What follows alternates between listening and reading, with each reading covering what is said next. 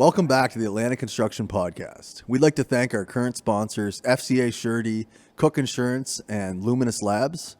We hope you enjoy the episode. Do you guys do a lot of succession planning? I'm just curious. Like, I was thinking about that earlier when I was sitting here and you guys were chatting away. I was like, is there one that you come out of and you think, well, that was done optimally and successfully? Or is it just usually like, there's so many things like involved, whether it's family succession or mentor to, you know, like older to different generations, different thinking, all that kind of stuff. It must be multi-generational wealth transfer. Yeah. Is there anyone that's perfect? No. Things always happen. But you can still come out and say, like, look, that we extracted the best result possible. In yes. This. Yeah. Usually what'll happen, like, I'll give you an example. Peter's talking to one client right now, and he, you know, his initial intention was to retire this year, sell his business and such. And the business is his baby. You know, so now it's, okay, instead of the planning for this year, is it now 2025? Is it 2026? You know, we've done all the stuff behind the scenes, but it's like we're trying to figure out from a tax planning perspective what's the year that we do certain things, and he hasn't settled down on exact dates yet. You know, so that's why I said things aren't necessarily perfect. He's over 65. Right, but he can't stop working anyway. He stopped working. Financially, we have lots of clients who could retire right away. Yeah. But they just can't let go of it, and they're just not ready. But in a healthy way, we've been able to prepare them. Do you find you have some that should retire and it's unhealthy that they won't? Or is it more like their passion is still there and it's all positive? Or is there situations where it's their like bucket list is just to keep enjoying work? Yeah. They've traveled a bit. They've seen what they want to see, and they just enjoy providing employment for people. Yeah. Or they just enjoy, you know, they're part of the market. Like they just, because some people feel that some people are afraid to retire because they don't know what they're going to do. Right. You know, we had a client who, and I can't, you know, say who he is, but obviously, but he was a manager, and, you know, he did advertising, and he would Sunday nights, you know, he'd be working on his advertising at home on the kitchen table, like, you know, and when it came to retirement, I think he was terrified to retire. Yeah. Because work was his life, you know, and when he retired, you know, his wife passed away, and he just, you know, for him, it was lucky because his son and their family moved in with him, and, you know, but a lot of people are just terrified because they don't know what they're going to do. Yeah. Right? I feel like we can pick up on that, because when we say to a client, so when's the last time you took a vacation? Oh, last year before, whatever. Okay. How long was it? 10 days, 2 weeks. Were you anxious to get back to work? Oh yeah. I couldn't wait to get back. Yeah. We know it. When That's people say, oh yeah, vacation, geez, I always look forward to vacation. I wish I didn't have to go back. Okay. Retire. Like the comment we say to a lot of clients, and these wouldn't be business owners, just, you know, typical employees. A lot of them say, I can't wait to retire. And we'll always say, what is retirement? You want to retire to what? I understand maybe you don't want to be at your current job anymore, but what do you want to do then? And I said, just put the thinking cap on. Imagine, you know, what do you want your days to look like? Yeah. And for many of them, nobody's ever asked that question. You know, and then it really gets to the heart of, okay, what can I see myself doing? Or maybe it's just I'm dissatisfied at my current job. Maybe I want to go do something else, but I still want to keep working. Yeah. You know, and that becomes part of the discussion. And they don't need to do it financially. It's just mentally they want to feel there's a purpose in their life. For owners, it's more consuming for owners. Yes, definitely. For business owners, not better or worse, just more consuming. It's that leads to becoming such a part of your identity that you don't know maybe who you are after. I think about like pro athletes who retire, like often there's a lot of period of depression for several years, whether they get into broadcasting or they stay in the world of that sport or whatever, but they don't know what to do with themselves either. Tide commercials. Because all they did from the age of 5 until 35 was play that sport. Yeah. And then they don't know what to do with themselves. Right. It's the same thing with a business owner. For the business owner, the business is their baby, and they want to make sure that if they sell the business or if they pass it on to the next generation, that it's run the proper way. And It's a often, legacy. It's a legacy for them. yeah, but often the challenge is the better way to run the business they think is only their way. And they don't realize that sometimes things change in business. Yeah. And the next generation that's taking it over, maybe they're doing something even better with the company. But the owner doesn't see it that way because they see it as you're making changes to my business that I started, even though you don't own it anymore. Yeah. You know, and it creates sometimes issues in family dynamics, and Sure. there's all sorts of stuff that happens. And just to answer your question, Brian, earlier you mentioned, sorry, Daniel, your question earlier, it got me thinking, because normally what we say to a client is, if you were to die today or not come back to work for whatever reason, how would the business evolve? And if someone says the business would completely fall apart, like it would be a disaster, then you're not ready. It's not ready to be sold. Like there's a lot of work to do to prepare for that business. If someone says, like, honestly, if you said to me, Daniel, you said, Peter, what if you died tomorrow? What would happen to your practice? I would say there would be really no issues. Like I could be laying in the hospital bed tonight being told I had 24 hours to live, and I actually wouldn't worry about my business because I have Aaron, I have a partner, and I have a partnership with someone who is as good, if not better than I am.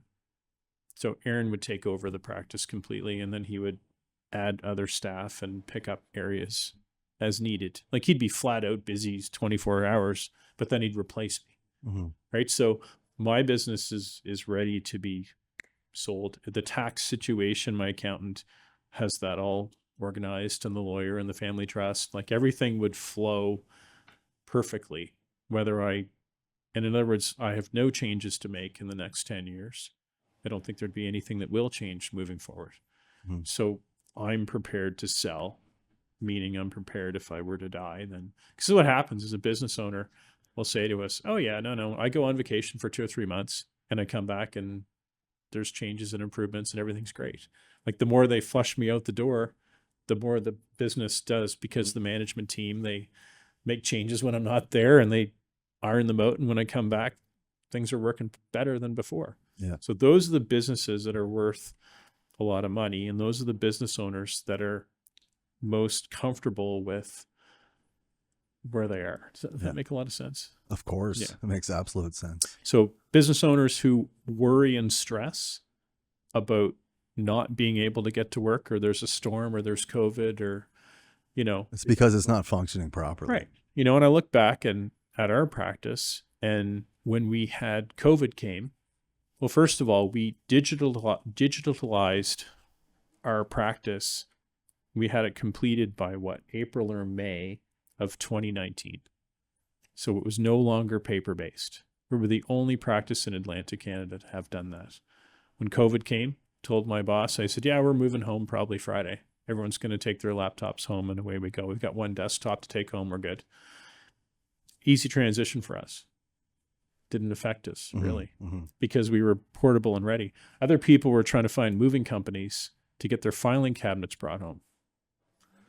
Right? So how prepared are you? Yeah. Right. Anyway, we should probably. No, I mean, I've heard those same comments from owners and CEOs in the construction world about, file sharing and those kind of digital file sharing, how important those things are, whether you're using cloud-based software or whether it's, it's being organized digitally is everything. It would have helped a lot through the last few years, of course. Well, especially when COVID hit, and we were even told between March and June, we weren't even allowed in the office. We couldn't access anything, and if our business was dependent on the paper files that were there, we'd have massive problems. So, it was good we made these changes a year before that. And, for us, it was just, okay, let's just keep running our show, so. Yeah. And a comment you made earlier, Aaron, about like when I think about, building asset owners or real estate companies, contractors in commercial, institutional some of the larger projects, large contractors. You mentioned like just the shift, intergenerational wealth. Peter used that term. You mentioned, Aaron, like just different thinking, and there's different generations involved. I feel like right now is a particular time in the industry in Atlantic Canada where you just have that, the next, say, 5+ years, you have a lot of people that have been around a long time, Yep. who will be approaching the edge of retirement, right? They need to, the younger, and then this younger generation is coming up. So I think like you see that on the micro scale within companies, but also like on a general scale, like this entire industry is in that phase now where there's a huge transition period, and a lot of communication gaps between how people think from a certain era and another era, and it has a lot to do with the culture. It has to do with their learning and education. It has to do with technology. I remember someone telling me once, like, if it's great to be in business with someone 10 years older and 10 years younger, just because of that interval and how, and I don't know. It's just an interesting time for those comments. There's been talk for years about what's going to happen when the baby boomers retire. And we often hear the talks about, what's going to happen in healthcare when we have all these doctors and nurses retiring at the same time that people are getting older and need medical services. What's going to happen in education where all these teachers are retiring, and there was a period of time where they weren't hiring teachers, and you've got a lot of younger, inexperienced teachers who have to take over principal and vice principal roles and such. But there isn't as much talk about business owners. And business owners are retiring en masse as well. And the expectation is over the next 10 years, there's trillions of dollars of business value that's going to be changing hands.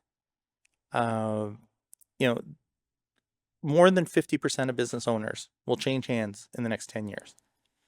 And it's finding the right people to look after those businesses. One of the goals for Peter and myself is, we want to see Nova Scotia's economy continue. And our concern is how many businesses are going to close up because they don't find the right owners, and they'll just allow the businesses to die. And that impacts the economy, it impacts employment, etc. So if we could do our part to help these business owners be prepared for a transition, potentially, look for partnerships, look for, help train their employees, get them ready to take over the businesses, then we know we've got a sustainable economy. That helps all of us. So when we're talking to business owners, it's kind of one of our goals is we want to see, a lot of success in the province. Some of the things we see, Daniel, we'll talk to a business owner and say, so who's your largest client? And how much of your revenue comes from that client? Oh, 70% comes from this one company that we deal with. Okay, shouldn't we be talking to that company about them buying you out? Because if your business just closes up and folds up, how are they going to meet their supply? Their supply chain. So a lot of times it's saying, oh, I never thought of that. Well, let's talk to your largest client, customer, and let's see what they would say if you retired. I never had that conversation. Well, let's talk to them, because they might say, oh yeah, well, actually my son and my daughter are kind of butting heads at the company, and I really would like to get my daughter her own company, and I think she'd actually run yours quite well. So let's have those conversations. So a lot of times it's bringing those ideas ahead and thinking out of the box, and or you say to a client, who's your number one, like you're on the other end of it, and you say, so who's your largest subcontractor, or who do you depend on? Oh, well, this company does this for us, that for us. And so what if that company didn't exist anymore? Oh my God, we'd be in trouble. So it's often a chain reaction of events. It's not just one company. It's integrated, right? So that's why we talk to clients about, making your succession plan as early as you can, because a lot of times people don't make it. People die, people get sick, right? Or, you depend on a child. And guy that I went to school with, his name was Will Dennis, super nice guy. And his dad was Graham Dennis, and they used to own the Herald. His sister Sarah took over, and I believe, she runs Saltwire and all that stuff. But Will died, like he had an aneurysm, suddenly, at a friend's funeral or a friend's wedding in London, right? And he was gone at around age 30, and it was like, boom, right? So Part of it too is when we see a lot of business owners talking about retirement, most business owners will stay in their business longer than an employee. An employee may work till 60, 65. Business owner can be in their 70s. Well, if that's the case, their children are often in their 40s and 50s, and they've created a career for themselves. They don't necessarily want to give up the career they did all their lives to enter something brand new to them, which is mom or dad's business. So the intention is there, hey, I want to pass this on to my kids, but often the kids don't want to do it. Yeah. So, that's where the conversations, unless the kid grew up in the business and is part of it, and they were actively involved in it, they often don't want to just jump into mom or dad's business. So that's we even had clients say to us, I said, so if you were to die or you were to retire, who would take over the business? Oh, my son Daniel. Okay. Have you had that conversation with Daniel? Well, sure. Well, really? Well, I'm sure he would. Okay, well, let's talk to Daniel. We bring Daniel in. Daniel, you take over this business? No. Oh, when did that change? Oh, maybe 5 years ago, but we haven't talked about it. So having those conversations, right? And yeah, like so many layers to those situations. People make assumptions and they don't realize things change. Yes. Yeah. We find sometimes the easier conversation is, who's in your management team right now? Would they buy you out? Can you create some structure to allow your management team to buy you out? Because then the business is functioning. They know what they're doing. They're just running it. And the business usually is more successful than if you bring in a stranger to the business, even though it's your kid who knows nothing about what's going on the day-to-day business. So.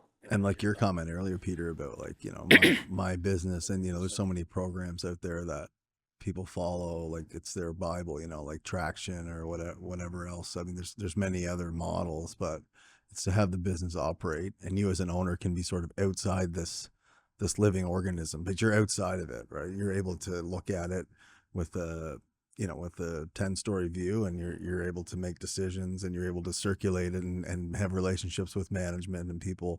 But to get a business to that takes a lot of just a strong foundation and structure, and like just so much help from the outside to navigate to get to that point. Like, I just feel like in my experience, there's so many, maybe the construction sector is maybe same as other industries, or I'm not sure in this regard, or different, but I don't know, worse or better, but it's just like business owners that are so tied up, so consumed by what the business demands of them as the owner and the president and the CEO, that they don't even have time to be out talking with gentlemen like yourself on things that need to be started now, so that in 10 years time, flows. It flows. That they just don't even have the time, the capacity to think that way. Yeah. And we find our most successful business owners, they're not the ones that are sitting in their office. They're not the ones they're on the shop floor. They're showing their skilled trades how to build windows, or they're understanding their products. They're talking to their customers. There's always something in their mind that they feel they're missing administratively or planning from a planning perspective. So yeah. That's they can't sit still. They're out there constantly. Yeah. When I worked for Sobeys, the district manager at the time, someone gave me a little tip, and they said, if your office is really clean, he won't like you. If your office is a mess and you're on the floor with the customers and your staff and you're out there helping, get your sleeves rolled up, he said, he'll like you. Guess I get along great with him. So how clean is your office? I know we're talking, so maybe we can dive into some technical financial pillars. I know we want to get some of this info out to business owners that are tuning in and our followers. We can start with RSPs. I know you guys were saying earlier that people shouldn't feel badly if they have unused RSPs or unused RSP room. Is that am I correct in saying that? What's your? I'd say a lot of people, when they look at their tax return or they see their notice of assessment once their taxes are done, they don't necessarily understand the numbers exactly as they should be, or they understand them and maybe they take a spin on them they shouldn't. So in other words, RSP room, like you said, if you have salary, Aaron will talk about corporation income splitting, but if you have salary, you're earning income. That income, 18% of that to a limit creates what we call our RSP room, Registered Retirement Savings Plan. You're allowed to put money into your RSP, and it's a tax deductible expense. So you're reducing your income right away. And then when you withdraw the money down the road, you're going to pay tax on it. So sometimes we have situations where we find people, they end up with too much money in RSPs, or they have too much income from other sources in retirement. So maybe RSPs aren't the best thing. So it used to be very simple because there was really only a few options. But now that there's a lot more to choose from, maybe not the best thing. So people shouldn't feel badly, like I said, if they haven't maximized their RSPs. And they may use that deduction down the road. If they sell their business and they have a huge capital gain that they can't shelter, then it comes in a huge value. Mm-hmm. Anything to add there, Aaron? I was just going to say, giving an example of a client I was speaking with yesterday. They are a business owner. They are in their late 60s. And the talk was, they're starting to slow down in terms of what they do for active business. And they've got money built up in the business. And I said, we need to create a strategy of how are you going to pull money from the business? Because we need to balance that off against pulling money out of your RSPs. Because when you turn 72, you're going to be forced to take money out of your RSPs. And based on what he had in his RSPs, it's going to create roughly another $15,000 worth of income. Mm-hmm. And he has pension income, he has CPP, he has OAS. So you're speaking of dividends, or? So now it becomes, is it dividend income? And should we hold off on pulling money out of your RSP so you could pull more money out of your company right now? Or are we going to pull more out of RSPs and delay taking money out of the company right now? Those are the types of questions that we start having conversations with. And it's trying to create the most optimal situation possible. Mm-hmm. And there's a difference between when the company is active and when it's no longer functioning. And he's getting to the stage where he's not doing contracts anymore. It's not as much of an active business anymore. And, like I said to him, right now you're not really running, or you're slowing down. There's going to come a time when you're not really running an active business, but you have to pay an accountant every year to do your corporate tax return for a business that's not even active, because there's still assets in there that are generating income and such. Mm-hmm. So, we're having this talk about how do we start liquidating it, right? And this isn't one of those types of businesses that you'll sell and move on to the next generation. This is, a sole business that it's a service related business. It's going to live and die with him. But it becomes, there's more complications than your average employee, because there's multiple sources, and we're trying to figure out what's the best for retirement income for them. Yeah. And a lot of individuals like this situation you're speaking of now would have, a little different situation than others, where it depends where you fit in the financial scheme. But when it comes to a pension, they're not necessarily paying into a pension as an owner. So then you have the topic of individual pension plans and how important they are in certain situations, and that's a big topic, right, for those individuals. Yeah, we find a lot of people haven't heard of an IPP. They don't really understand how it works, but it's a bit complicated. But essentially, you can deduct more income. You can have a larger deduction than you could for an RSP. So it's attractive on that sense, and it does provide a lifetime income stream when you retire. So it's a very interesting concept, and one that a lot of people haven't heard about, that we're happy to discuss with people. Right. What about when it comes to dividends versus salary, and sort of how to juggle between the two? I think a lot of people, owning a business, you're going to pay yourself a salary, pay yourself well. It's not worth it when you're not able to pay yourself well, but how to sort of, juggle the two, and maybe how many dividends to take out depending on your year and the profit that's made that year, or loss, and when they're sort of how to navigate that. Yeah. The conversation, we'll often have conversations with our clients' accountants as well. We want to be on on board everybody working together to try to determine what's the most optimal situation. So I'll give you an example. You'll have some clients, they will pull money out as salary because they do want to create some taxable income that creates RSP room. It creates CPP contributions. They want to deal with that up to a certain range, but then they also want to have dividend income as well, okay, which is preferentially taxed. It's taxed less than salary income. The salary income, like I'll give you an example. For some clients, if all you did was take out dividend income, that does not create RSP eligible room. So for some clients, they actually want to create RSP eligible room. It may be, I'll give you an example. Business owner, his wife's not involved in the business. So he wants to create some salary for himself. He creates some RSP eligible room for himself, and he makes RSP contributions to what's called a spousal RSP. So he gets the deduction, his wife is getting the money, and it's a way for him to do income splitting over time.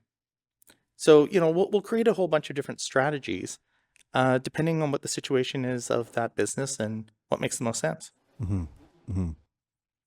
Mm-hmm. The other issue that I know we as talking earlier wanted to bring up was just wealth insurance. And when most people think of life insurance, I feel like they think of if you die unexpectedly or if you die early, this is going to make sure that I'm covered, my assets are covered, expenses and those kind of things to protect your loved ones and that. But it's also used to shelter from taxation, and so there's this dual point of view there. Maybe just a few comments on. Yeah, I think the first thing to establish is who owns that insurance. So a lot of people that we deal with, they have life insurance, and a lot of times we find it's not personal, or it's personally owned. Well, it could be owned by the corporation in some cases. Sometimes that makes a lot of sense because it's a deductible expense to the business versus paying it out of personal income. So there's some things just from the start as to where this policy would even exist. Now, yeah, you're absolutely right, Daniel. A lot of people think insurance is if something happens, if I die, if I'm disabled, if I can't work, if I get cancer, if I get sick, it's if. But the reality of it is, a lot of people, we will die. We don't think of that. But the biggest tax shelter that really is out there in this country is life insurance. So certain types of life insurance, you basically purchase insurance, and then the additional money that you pay into the policy becomes a tax sheltered investment. So it's really two separate pieces. We can get into more detail, but essentially it's money that you could access at different points in time, and you don't have to be, obviously you can be living, you can still be paying premiums, you can still be working. So it can be used as a bit of a financial cushion in some situations. So they're very flexible, a lot more flexible than we've ever had before. So they're great vehicles. I was just going to say, before TFSAs were created, there wasn't really a way to shelter money from taxation from an investment perspective. What would happen with investments is you'd be taxed every year on the growth or the interest that's being created.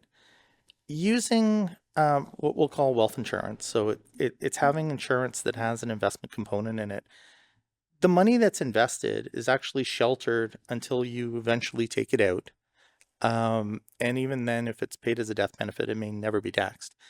But it was a business owner's way, or even an individual's way, to have money saved up in a tax sheltered vehicle for many, many years. And then they could draw down on that in retirement if they need it.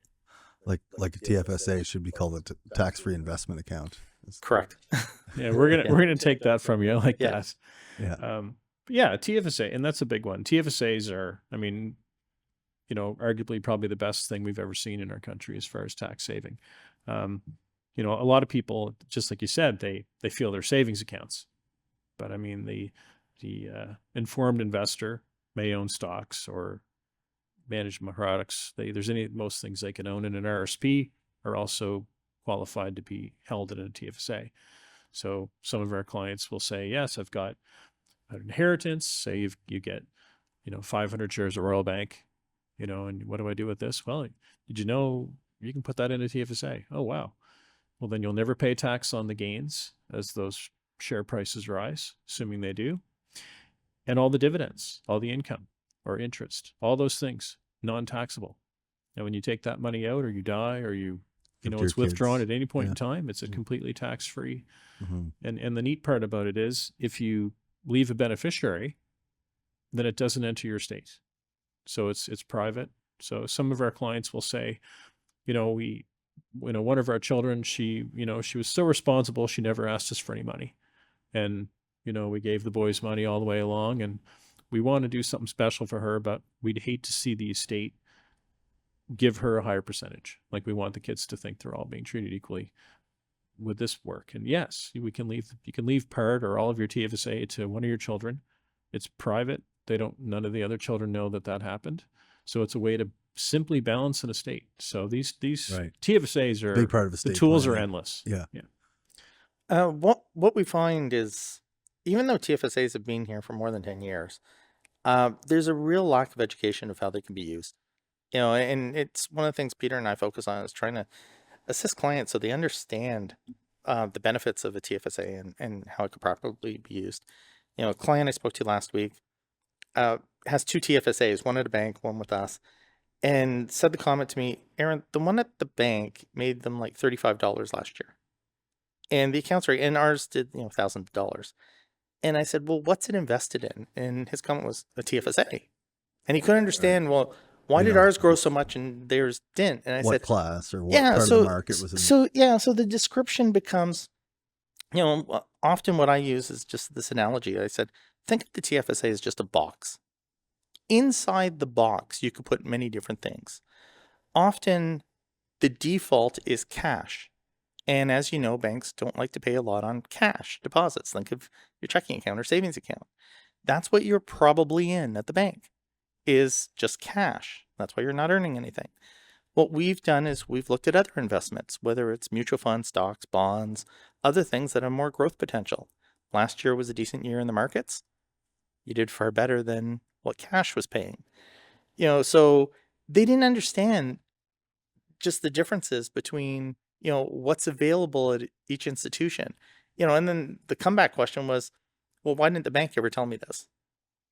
And I said, well, that's a question you should ask them, but we find is that their role isn't to educate clients. It's often just to sell a product and move on. And for sure. So we spend more time with our clients. Yeah, it's not like financial intermediaries. It's not like their goal is always to educate their clients. Right. It's not their goal is ever to do that. It's, right. They make billions in profit. Has their own interests, So, no pun intended. Yeah. So, I mean, we'll spend more time educating our clients and going through options and making sure it's a well-informed decision of what they're going into.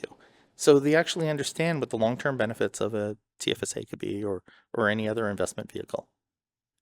And just a comment, the banks are fantastic, financial fiduciaries. I mean, they're great places to do business. It's just, we have to remember what everyone's expectations are.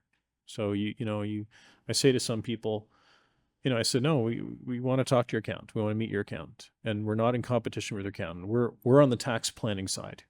Your accountant's on the tax preparation side. So typically accountants will people will be disgruntled because they didn't get any advice. And I said, well, maybe that's not your accountant's job. You need to ask your accountant what their role is. And a lot of accountants say, well, our role is to prepare your taxes well, efficiently, and do a great job. Wonderful. Do you guys do tax planning? Not really. Do you have a financial advisor? Yes. That's where we come in. So we work with the accountants. It's a team, right? We talk to the corporate banker, talk to the banker and say, hey, there's $1 million in cash in this account. We noticed that, but after looking at the financial statements, there's always been at least $1 million in this account, and it's really not earning any interest. And the banker will say, well, yeah, that account isn't designed to really hold money. And, now that we've looked at it, we didn't know when the client's going to need money. So we wouldn't advise them to do anything else with it. So a lot of time it's just a lack of internal communication, and there isn't really a real team. So we try to pull that team, build that team, bring that team together.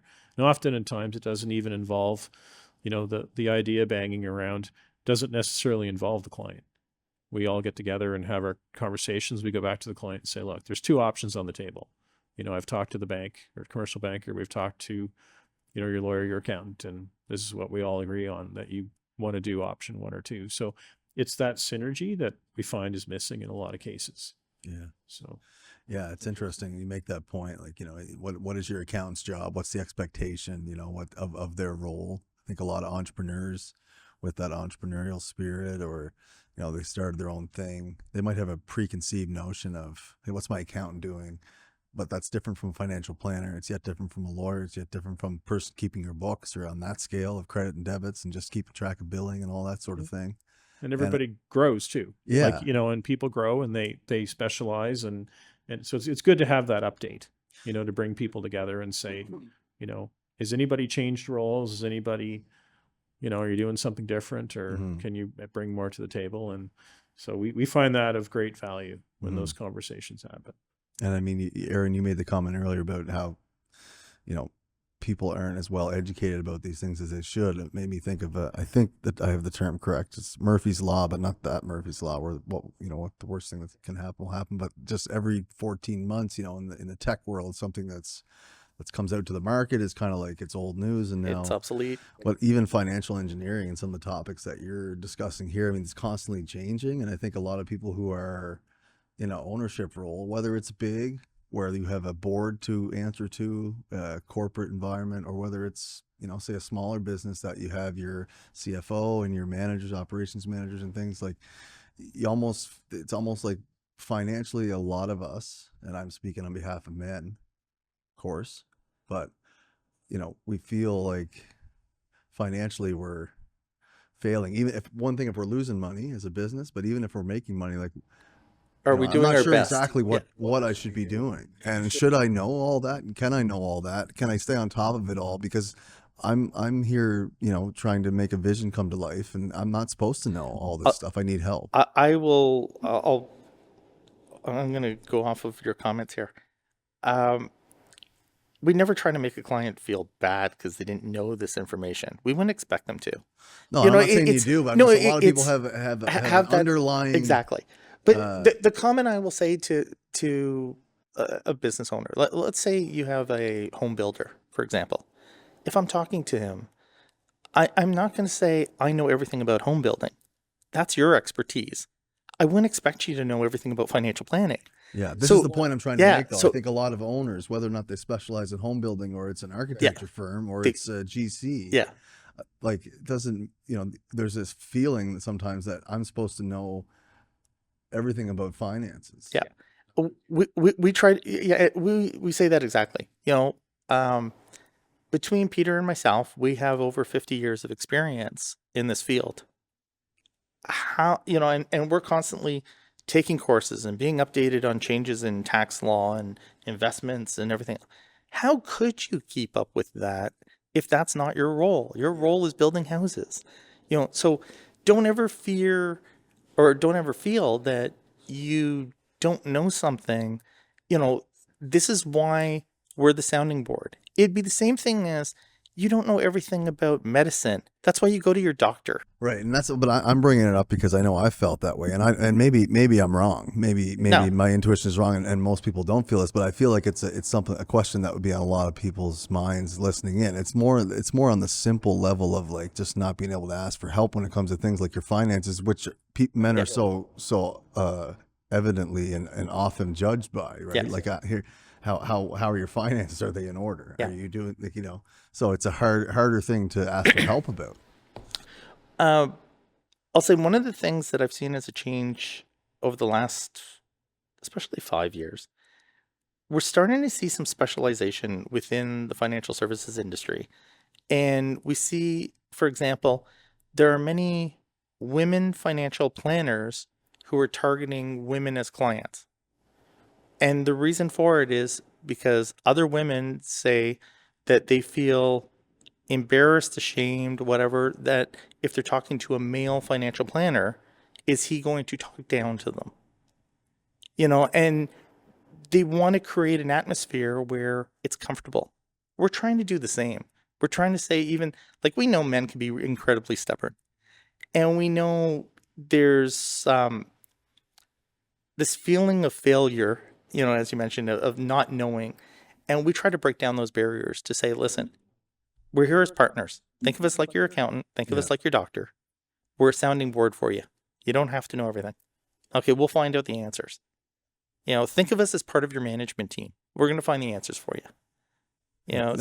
So that's how we try to break it down for them. Yeah. Yeah, I mean, Aaron's got a good point there. I mean, once all we really want to know is, what do you feel you don't know?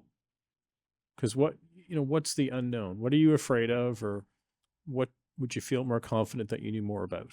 What would put you more at ease, or what would make you feel that you've really got things under control? Because having control over your life and feeling and knowing that you're in control, you really probably can't do it on your own if you're a very successful business owner. You need no one does team. it on their own. No, you need nothing big or great is built that way. No one ever does something completely by themselves. The more of a team you have, so we're the financial quarterbacks. So, it's funny. We talked to a client the other day, and I said, "What's on your mind?" And she said, "Well, it's nothing to do with what we normally talk about." I said, "What is it?" She said, "Well, my kids. I want to help my kids, get their own homes." And I said, "Oh, well, let's talk about the new program that came out last year, the First Home Savings Program." I said, it's fantastic. I said, the kids can put up to $8,000 a year in. It's tax deductible, like you would be putting money to an RSP. But I said, when the money comes out to buy a house, the capital, the growth, interest, anything it's made, completely tax-free.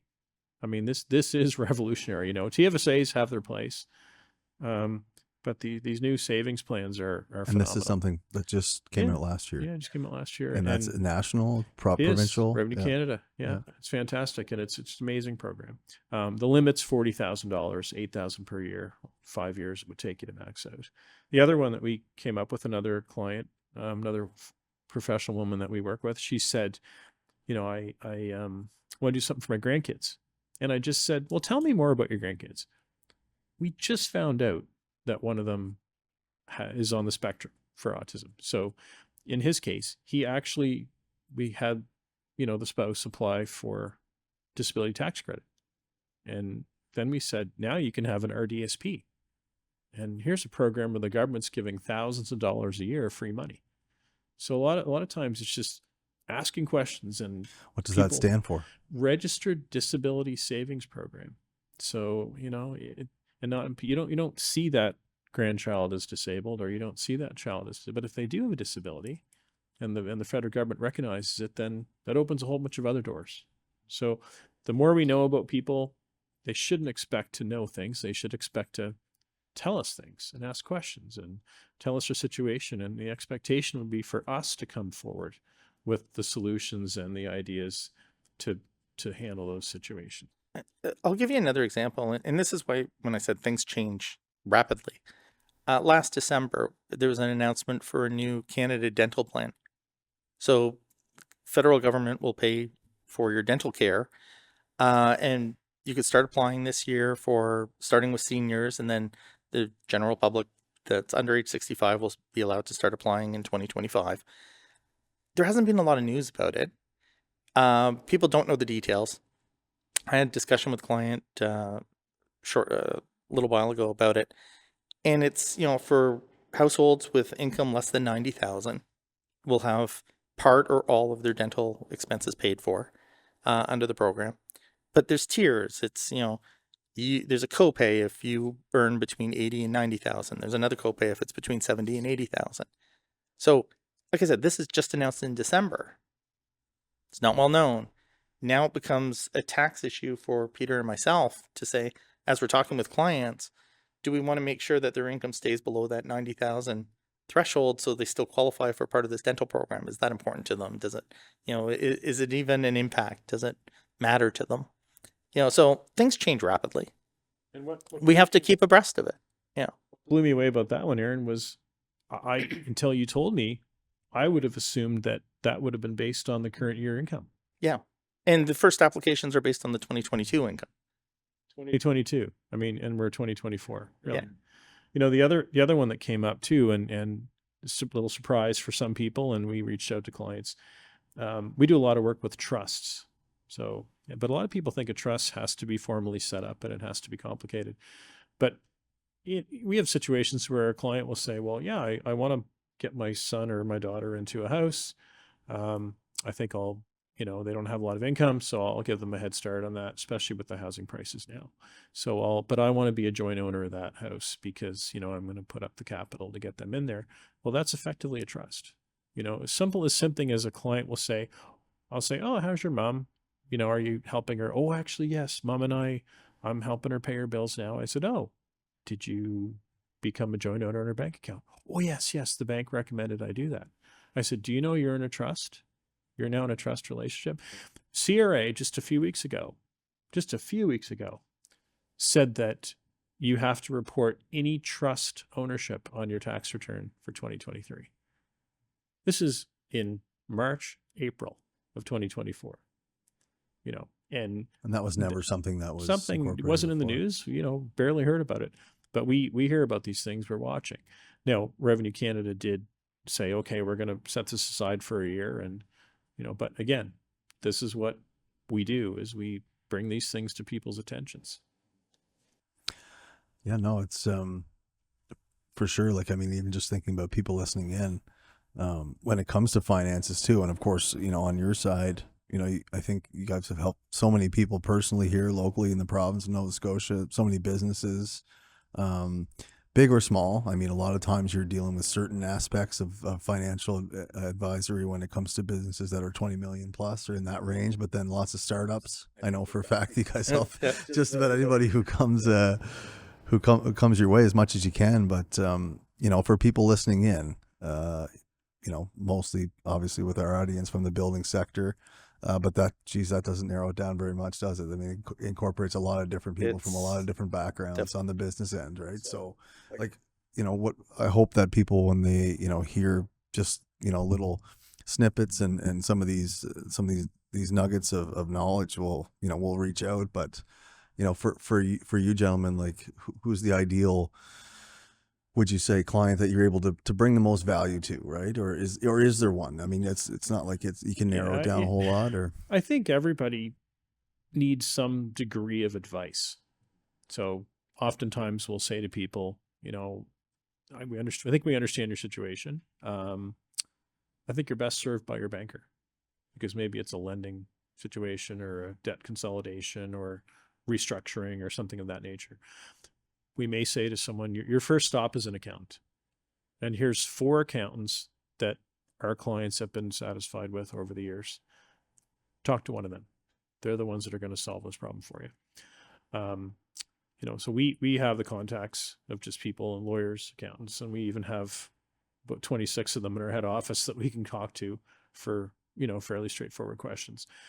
But most of our clients, where we provide, I think, the most value is business owners who are not confident that they have a succession plan. And the way that I would suggest a business owner would come to that conclusion would be to say, if you're on vacation for the next 3 weeks or the next month, what would happen to the business? Would you be stressed out the entire time? Would the business fall apart? Would revenue stop coming in? How crucial is your role? Okay. And if you're, you have to remember, you could sell your business any day. Any day you die is when your business is basically sold, unless you have partners or a family relationship going on. So people who feel that maybe they're not prepared for either death, or they're not prepared for retirement, or, if they died, their business would collapse, or if they were on vacation, it would collapse. Okay, then we need to talk about planning. We need to get in there and say, okay, how can we organize things, or how can we add value, or how can we create a backup team to jump in when, an unplanned event occurs, or when you decide to retire.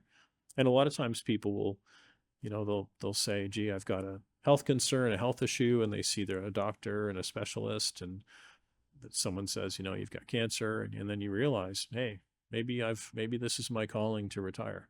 A lot of people have life events. A friend dies, close friend they've had for 30 years. passes away, and it's like, wow, that could happen to me, right? So we want to talk to people who have questions and have doubts or have gray areas or areas of concern, or even we want to talk to people who think they have everything together, because sometimes we learn from that too. But I mean, I spoke to a gentleman and his wife 2 weeks ago. They have a large, well-known business in the metro area. And I said, they said, what can you tell us? And I looked at it and I said, I think you've got everything done perfectly. I said, from what I've looked at, your wills, your trusts, your multiple wills, like the whole situation, I said, you've really got this nailed down. And I threw a few little things out there, and they said, gee, we never thought of that. I said, yeah, it's not huge, but it's something that you might want to look at. So, but they had everything done. Like, by and large, they had a really good plan. So other people, they just don't know where to start. Like they just say, look, I don't know anything about any of this. Yeah. It's or frightens things me. have gone off the rails, Yeah. or things are so consuming That's so right. much, like within the business, that they just don't know what to do. Exactly. So Yeah. just give us a call, and sometimes it's a meeting at 6:30 or 7:30 in the morning. That's when it is, or it's on an evening. When everybody's gone home. It's like, okay, 9:00, we'll talk for an hour. Any final comments? Or Yeah, just I fully agree with what Peter said. To me, it always amazes me how few people have current wills in place. As an example, we meet people all the time and they don't have a will, and we say, okay, what happens when the business goes? Who's gonna go to the government to get permission to deal with all of your stuff? Like, this is a simple document that needs to be done. Or the will was done when their kids were 2, when their kids are now 30, and they've never looked at it since. And their business has completely changed over the last 28 years. And it's like, it's one of the primary documents, like, just make sure it's up to date. If you really want your wishes handled properly, make sure it's written down, and that's where you do it in most cases. So some people feel too that their excuse for not doing a will or not having a succession plan is because there's so much in motion, like it's always changing, and we sit back and say, well, yeah, not necessarily. I mean, you can have a will and estate plan done, but you can easily change the beneficiary on your RSP. You can change it by percentages, amounts. You can change the beneficiary of your TFSA. And oftentimes we recommend that clients don't have those things listed. Anything that you own, insurance policies, tax-free savings accounts, RSPs, RIFs, none of those things should be named in your will in a lot of situations. You can just say, when I die, the assets I have in my name go to percentages or X amounts, or, and we usually like percentages. And then you don't have to mention other things, because those things can be directly beneficiary to people that you want them to do. It avoids probate. Sometimes probate shouldn't be avoided or shouldn't be shied away from. Other times it's wise to do it. So there really shouldn't be an excuse. You just make that excuse on someone else. Put that on me, or put that on your lawyer or somewhere, Aaron. Yeah. And we'll help you mitigate that and get there. Well, it's always a pleasure chatting with you, Aaron and Peter. Thanks for being here. And obviously, we've got a lot more topics on the financial front to discuss in the coming months, and it's always educational for me. And hopefully, our listeners, our audience will reach out on some of these key points, that especially with the ones that are really needing that help. Right, their business needs the help. They need it personally to sleep better at night and to arrange things and get on the right track. So we want to say thank you too for the folks that have reached out. We've had a lot of conversations, and some responded to emails and a couple of Teams calls, and we've done those virtual calls with people who've reached out. And we haven't had a stupid question yet. They're all been good questions, and we're happy to talk to people or confirm they're doing the right thing, or send them to the person they need to go to. And there's never a charge for that. So we don't charge anybody that way. And so if people want to talk, like I said, people have been saying to me, when do I get my invoice? And I said, no, we'll talk about that another time. You're fine. Just follow these steps and let's get going here. So it's been great to talk to people, and we're here to help. Thank you. Awesome. And we greatly appreciate your time, Dan.